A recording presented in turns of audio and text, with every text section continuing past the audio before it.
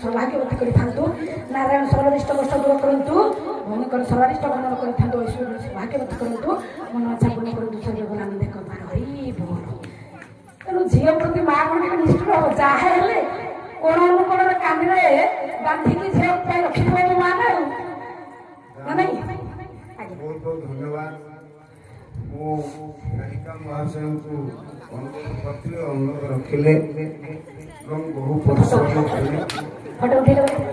ବହୁ ପରିଶ୍ରମ ଫଳ ନିଶ୍ଚିତ ସେ ପାଇବେ। ଏଇ ତାଣ୍ଡବରେ ମୁଗ୍ଧ ହୋଇ ମୋର ସାନ ବୋହୂ ସ୍ୱର୍ଣ୍ଣଲତା କହି 100 ଭାରତୀୟ ମୁଦ୍ରା ପ୍ରଦାନ କରିଛନ୍ତି। ମୁଁ ଆଶା କରୁଛି এই ক্ষুদ্র পুরস্কারটিକୁ ସାଦରେ ଗ୍ରହଣ କରିବି। ଜୟ ମା ମଙ୍ଗଳା। ମତେ ଆମର ନିରୁ କହିଥିଲା ନନା ଆଉ ତାଣ୍ଡବ ହେଲେ ମୁଁ ମଞ୍ଚ ଉପରକୁ ଯିବି। ମୁଁ ସେ କଥାଟାକୁ ଅବଶ୍ୟ ପ୍ରତ୍ୟକ୍ଷରେ କହିନଥିଲି, ତାକୁ ପରୋକ୍ଷରେ କଥାଟାକୁ ଆଲୋଚନାକୁ ଆଣିଥିଲି। ଯାହା ହଉ ମାଙ୍କର ଅପାର କରୁଣା, ଆମେ ନିଶ୍ଚିତ ଗ୍ରାମବାସୀ ତରଫରୁ ସାଧୁବାଦ ଜଣେଇବୁ ଗାୟିକା ମହାଶୟଙ୍କୁ। ସେ ନିଶ୍ଚିତ ଭାବରେ ଉତ୍ତରୋତ୍ତର ଉନ୍ନତି କରିବେ।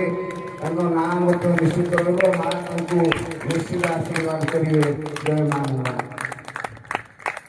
ଯାହା ହଉ ମୋ ମା ତ ସମ୍ମୁଖରେ ପଇସା କାଢିକି ଦେଇଛନ୍ତି। ଅବଶ୍ୟ ନାଁ ଜାଣିନି, କଣ କହିଲେ?